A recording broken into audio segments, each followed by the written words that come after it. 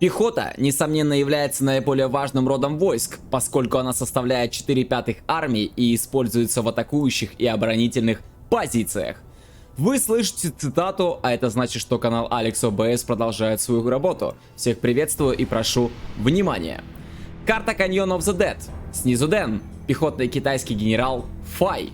Сверху Имбасайз, стандартная армия Китая. После просмотра напишите комментарий, поставьте лайк, те, кто не подписался, подписывайтесь и бейте в колокол. Ну и что же сегодня? Хотелось бы сначала поговорить о бойцах. Дэн из клана Сур, отличный парень, общаемся довольно-таки давно, владелец как раз-таки клана Сур, есть дискорд-канал, ссылочка в описании, переходите, можете стать соклановцем, можете быть просто гостем, поддержать общение, для себя, может быть, какие-то новые моменты, возможности открыть. Что же касаемо Имбасайза, посчастливилось с ним играть в одной команде и против него, может быть, примерно, наверное, так годика 2 назад, наверное, мы с ним друг против друга играли. Разнес он тогда меня, конечно, вчистую. С большим уважением, кстати, отношусь к обоим бойцам.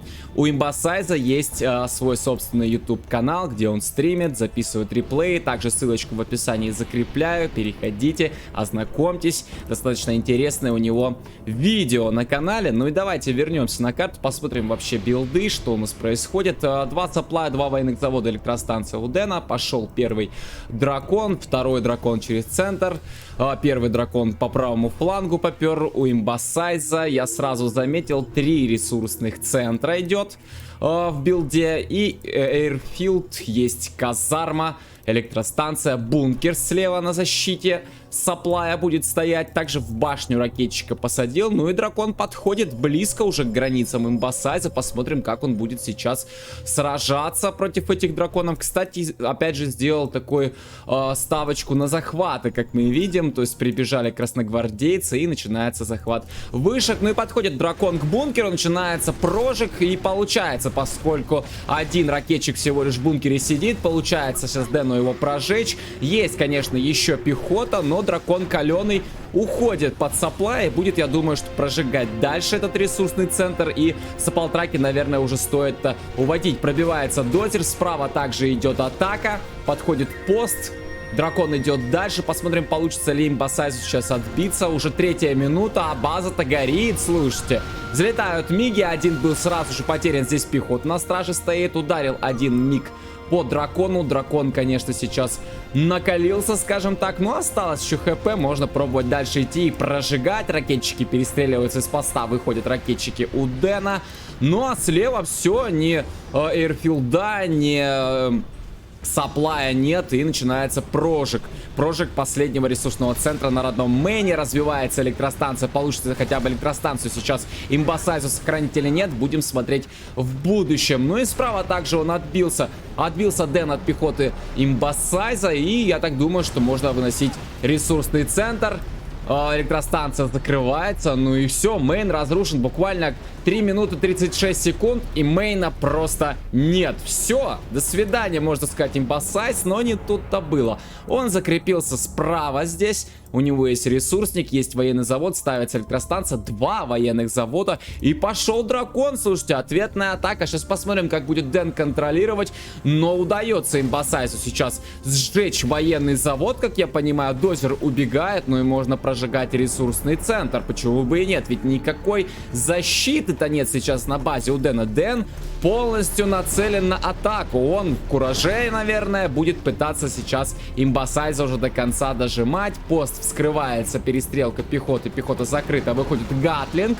И минус Гатлинг, пробивается последний ресурсник на карте от Имбасайза. Кстати, вышки. Вышки захвачены, даже захвачены и арт-платформы. Это очень хорошо сейчас для Имбасайза, учитывая, что у него остался всего лишь один ресурсный центр. И эти 2 вышки могут ему очень сильно помочь в выживании на карте. Пехота закрывается, Гатлинг помог, один был минусован. Ну а дракон дальше катается, уничтожил военный завод. И, как мы видим, сапплая также нет, значит, сапплай также был сожжен. Ну и осталось у Дэна один ресурсный. Есть пропаганда, военный завод, казарма. И, я так понимаю, дозер... Нет, 2 дозера. 2 дозера сейчас у Дэна. Так, тем временем, кстати, сбор интересный юнитов. Здесь и пост-дракон, и даже труповоз, да, это стоит. Слушайте, а почему они стоят здесь? Почему они не идут в атаку? Вот это вот большой вопрос. Далее идет дракон по правому флангу здесь. Но тут два гатла, они, в принципе, с этим драконом справятся. И гатлинг, до свидания. Ну и дракон также был минусован.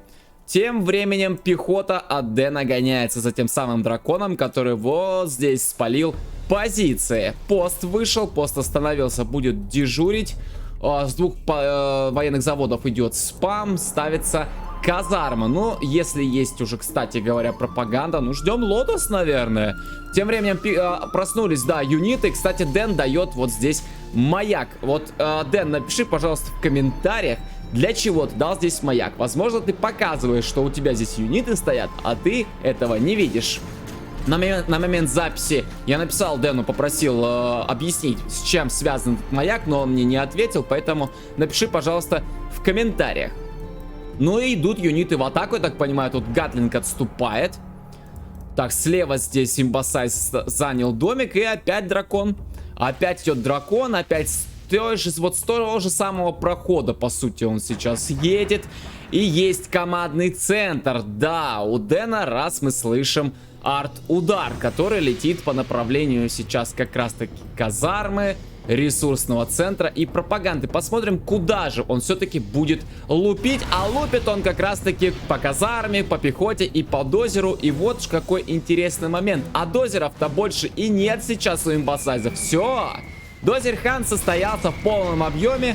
Естественно, мы не увидим повышений, так как не будет командного центра, ведь отстроить-то уже нечем. И закрывается второй военный завод. Остается один. Вот и все позиции сейчас имбасайза. Посмотрим, как он будет дальше воевать. А тем временем, посмотрите, красногвардейцам перехватывает командный центр сейчас имбасайз у Дэна. Инфантри теряет свой командный пункт, командный центр-то. И распродажа пошла. Поехал Саполтрак. Поехал Саполтрак сейчас давить красногвардейца. Тем временем Лотос тут бегает от имбасайза. Военный завод был потерян, заходил дракон. Потеряна была пропаганда. Слушайте, вот это интересный момент. Казалось бы, да, ситуация-то не совсем хорошая сейчас у имбасайза, но он сражается, и сражается достаточно неплохо. В принципе, есть казарма, есть военный завод, есть вышки, сапплай качает, нужно спамить. Нужно спамить, скрывается бункер. Юнитов достаточно, в принципе, у Дэна, чтобы пробовать наступать. Вот главное гатлы, конечно, утилизировать. Утилизировать гатлы и пробовать выбивать казарму, сапплай, ну и так далее. Так, тем временем перестройка командника, а сюда Лотос забегает. Посмотрим, имбасайз, контроль великолепный. Он сразу же начинает перехватывать этот командник. Посмотрим, как это у него получится. Лотос, по идее, это не задавишь. Ну и, скорее всего, будет распродажа. Да, все верно, вновь распродажа командного центра. Опять дракон по тому же самому проходу идет. Было бы неплохо поставить здесь какую-нибудь оборонительную позицию. Может быть, пост полный поставить, бункер или стационарный гатлинг. Но Дэну не до того.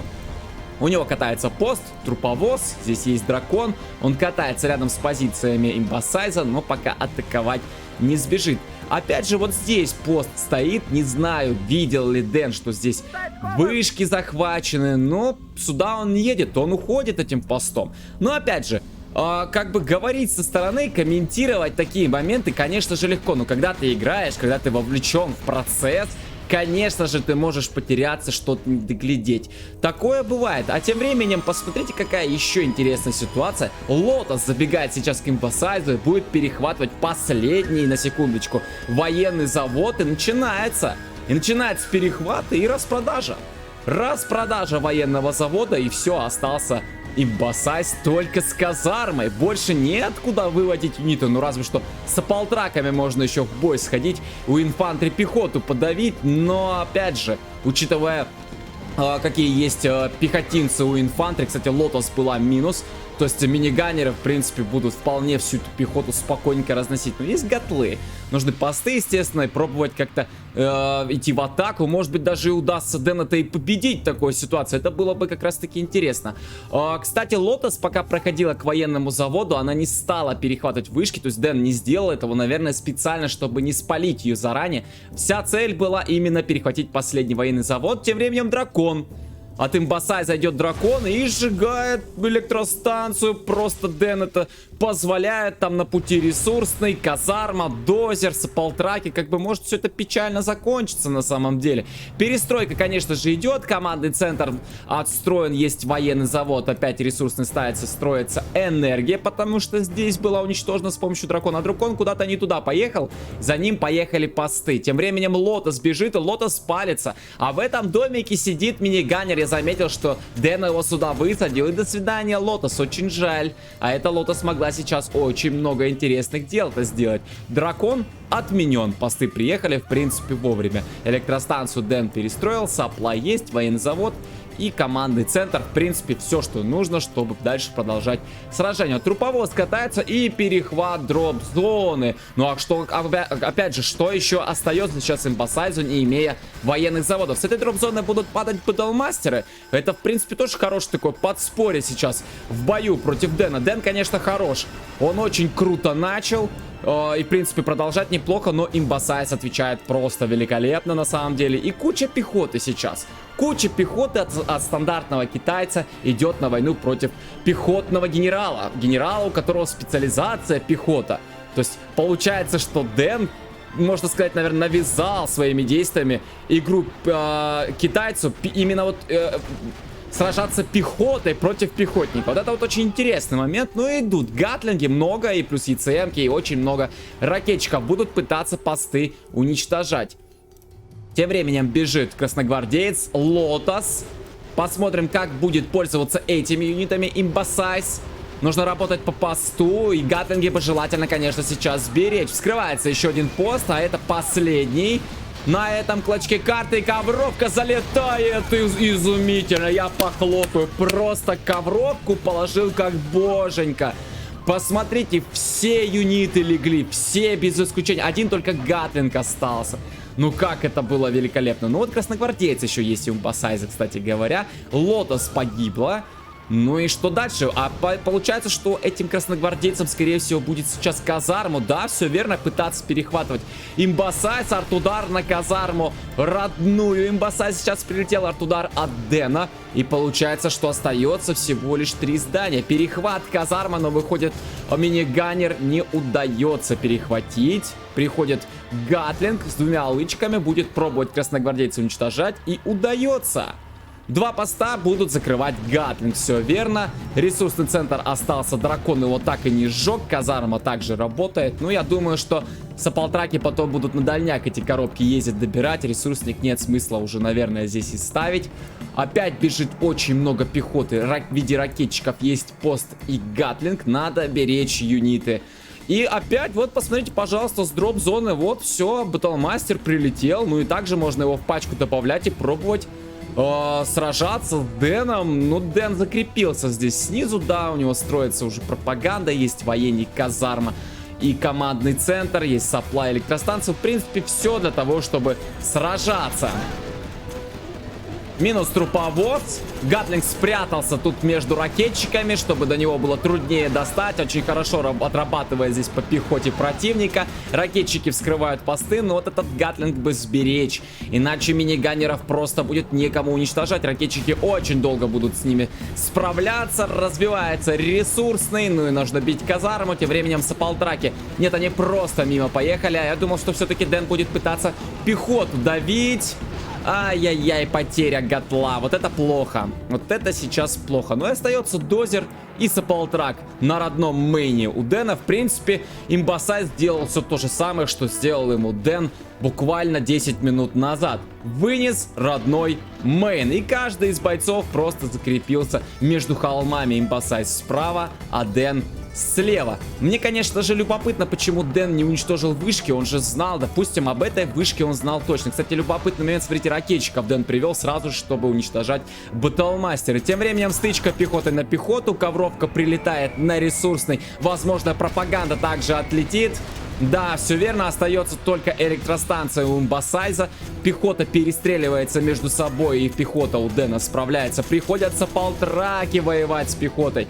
всеми средствами пытается имбасайз сражаться с Дэном. Это похвально на самом деле. То есть хладнокровие все-таки у парня присутствует. То есть он любой бы другой бы, наверное, а что уже тут делать? Он и просто бы сдался. А он даже сапалтраки привел на войну. То есть буду работать всем, что есть, даже с сапалтраками.